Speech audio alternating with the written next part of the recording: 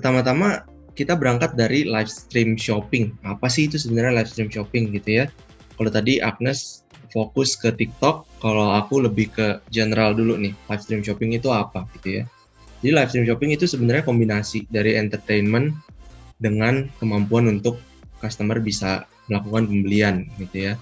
Nah, jadi kalau untuk brand sendiri, live stream shopping ini menciptakan suatu revenue stream yang baru buat pelaku usaha mikro, kecil, menengah maupun brand-brand yang udah besar pun semuanya terdisrupsi lah sama yang namanya live stream shopping. Nah, ini penelitian juga di negara Cina gitu kan, 2 out of 3 orang itu udah pernah belanja lewat live commerce, salah satunya ya TikTok ya yang paling booming sekarang. Dan 76% juga ini meningkat dari 2 out of 3 di 2021 kalau kata McKinsey 76% meningkat lagi karena adanya pandemi 19. Nah, kalau di live commerce enabler ini untuk live commerce sendiri, enabler itu fungsinya apa sih? Kalau aku kan dari segi Circlo ya, sebagai dari sisi enabler tuh bergerak di kurang lebih sebagai jembatannya lah antara brand sama platform, salah satunya TikTok Shop gitu ya. Kalau tadi di Q&A banyak yang tanya, gimana sih caranya jualan TikTok?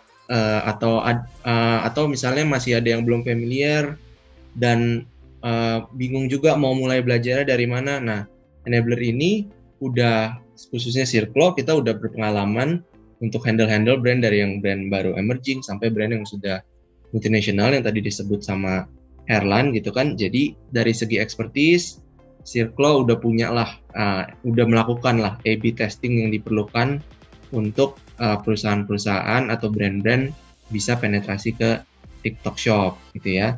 Nah, salah satunya ini juga ada penelitian dari McKinsey dari segi kategori. Jadi mungkin dari kalian yang masih bingung-bingung gitu ya, kategori aku cocok nggak masuk TikTok ya. Nah, ini ada sedikit bocoran gitu dari market research company. Nah, jadi kalau di live stream events, ini bukan cuma TikTok ya, ini di live stream live stream secara keseluruhan. 35% brand yang cocok untuk di live streaming atau yang generate GMV paling gede itu di kategori apparel and fashion. Dilanjutin ke kategori beauty, fresh produce, elektronik, dan seterusnya gitu ya. Jadi mungkin ini kalau diteliti lebih dalam, kenapa di apparel and fashion mostly sebenarnya faktornya itu adalah lebih towards ke barang-barang yang bisa didemonstrasikan di live streaming. Jadi bisa langsung dipakai, bisa kelihatan bagus atau enggaknya, cocok atau enggaknya ke orang itu gitu ya. That's why apparel dan fashion ini jadi nomor 1. Nah, kalau di Indonesia, tadi kan live streaming secara keseluruhan ya, kita ngomongin China dan kawan-kawan, sekarang kita mengerucut sedikit ke live stream shopping di Indonesia. Di Indonesia sendiri sebenarnya kebanyakan orang udah tahu konsep of live streaming shopping. 78% orang udah tahu apa sih itu live streaming shopping gitu ya.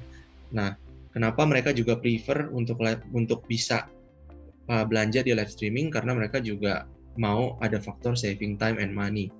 Nah, ini leaning towards ke yang di sebelah kanan gitu ya. 71% orang udah punya nih akses, 78% orang tahu, 71% orang sudah punya aksesnya, dan 56% orang sudah pernah melakukan pembelian gitu ya di live stream shopping per 2021. Khususnya kalau di 2022 saya yakin sih ini angka yang sebelah kiri 56%-nya pasti udah meningkat jauh gitu, apalagi dengan adanya launching TikTok Shop gitu ya. Nah, kalau kita berfokus pindah ke Indonesian marketplace gitu ya, yang punya fitur live streaming ini sebenarnya nggak cuma TikTok gitu ya, ada beberapa platform-platform lain lah. Jadi 64% dari konsumen di Asia Tenggara itu mereka sudah punya akses ke live streaming ini. Nah, menariknya ada 24 juta jam yang dilakukan waktu 12-12 di platform X yang warna orange gitu ya. Nah, 29% dari 29% ini ada peningkatan setelah menggunakan live streaming brand-brandnya gitu ya.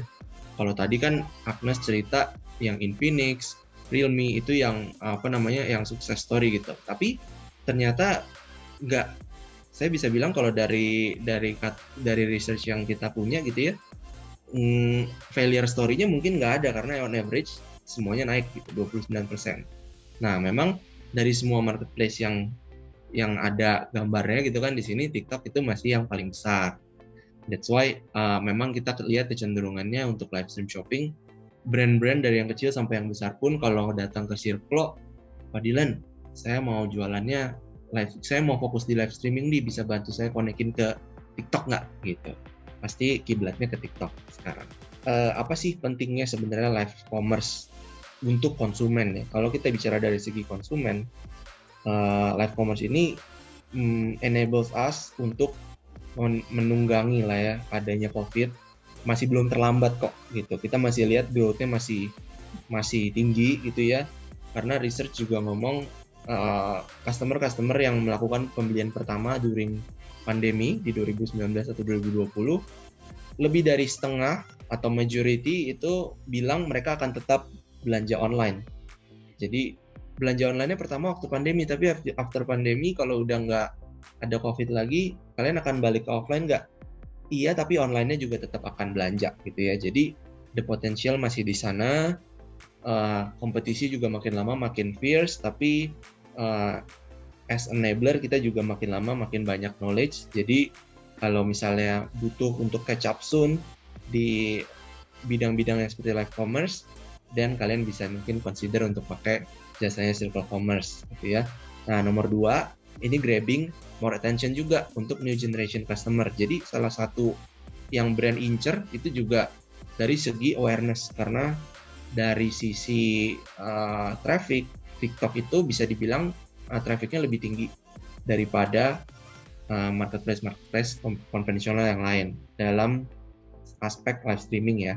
Nah, yang terakhir juga bisa memberikan shopping experience yang lebih holistik dan juga yang lebih up to date ke konsumen.